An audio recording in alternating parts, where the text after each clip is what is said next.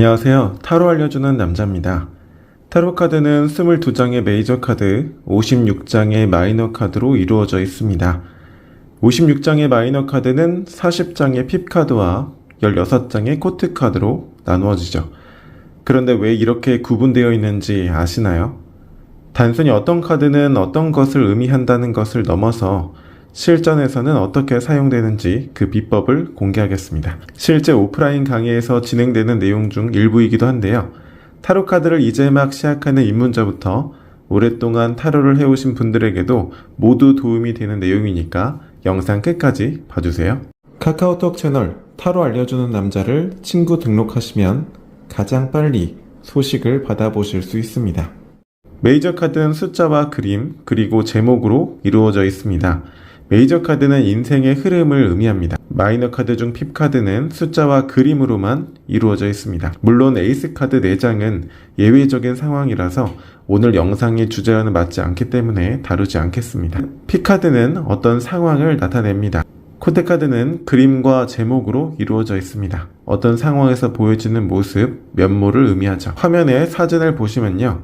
이 3장의 사진 모두 다 같은 장면입니다.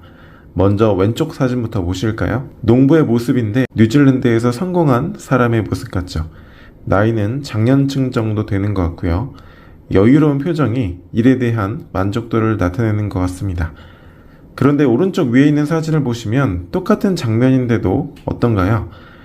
농부들이 작업을 하고 있는데 그 안에 어떤 사람이 국적이 어떻고 또 이름은 어떻고 이런 정보가 중요하지 않죠. 그 자체로 농사일을 하는 상황입니다.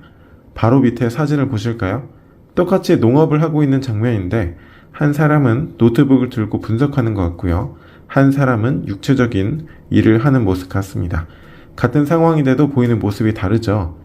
인물과 상황의 구체적인 모습, 특정 개인의 인생을 나타냈던 사진이 메이저 카드, 그리고 그 상황이 중요했던 사진이 핍 카드, 마지막으로 같은 상황이지만 다른 모습을 보여주었던 사진이 바로 코트 카드가 됩니다.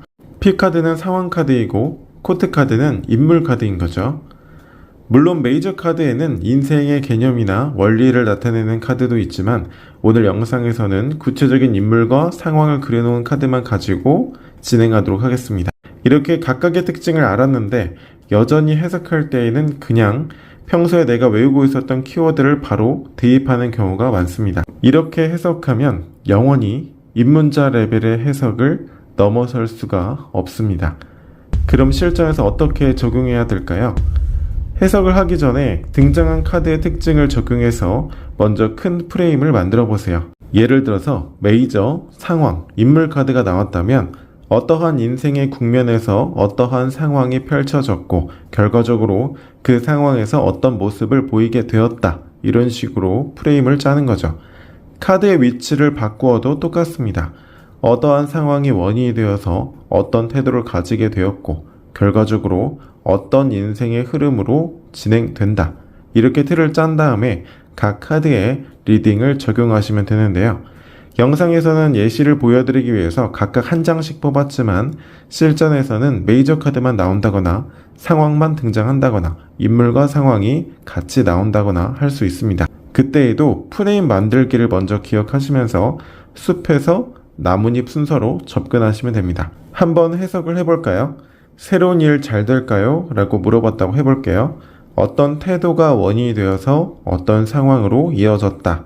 그래서 인생의 흐름이 어떻게 되는 결과가 되었다 라고 프레임을 먼저 설정했습니다.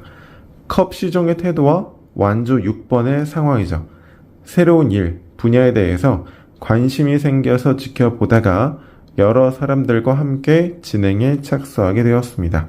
또는 여기에서 여러 기회들을 함께 잡았다, 함께 간다 이렇게 리딩도 가능합니다.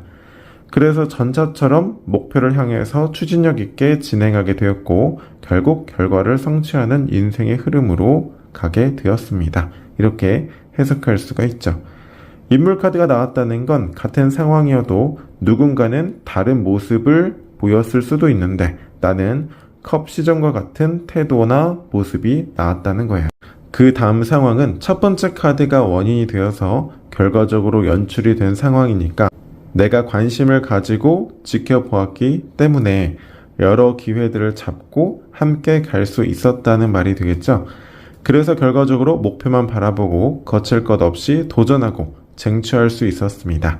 이게 이 인생에서 중요한 국면이라는 거죠. 타로 카드 해석은 집을 짓는 것과 유사합니다. 각각의 카드 키워드를 암기해서 이 카드는 어떤 의미였지 하면서 적용하는 것은 마치 노란색 잎은 모두 다 은행나무다 라고 외운 뒤에 노란색 잎만 보고 은행나무 잎이라고 해석하는 것과 같습니다. 심층적인 해석을 위해서는 먼저 이곳이 숲인지 과수원인지 아는 것이 중요하고 그 다음에 어떤 나무인지 알면 해석은 그저 따라오게 되어 있습니다. 우리의 인생도 마찬가지입니다. 나의 인생이라는 큰 그림에서 지금의 사건이 어떤 의미일지 또 내가 하고자 하는 목표와 그 과정에서 지금 일어난 이 일은 어떤 의미를 가질지 바라본다면 항상 나쁘기만 한 일은 없을 것입니다. 우리의 인생이 어렵고 타로의 해석이 어렵게 느껴지는 것 또한 눈앞에 세워진 그 벽에만 몰두하기 때문입니다.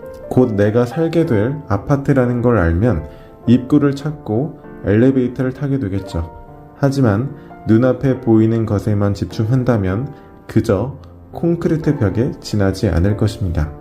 지금까지 타로 알려주는 남자였습니다. 오늘도 타로 카드로 즐거운 아날로그 하세요. 고맙습니다.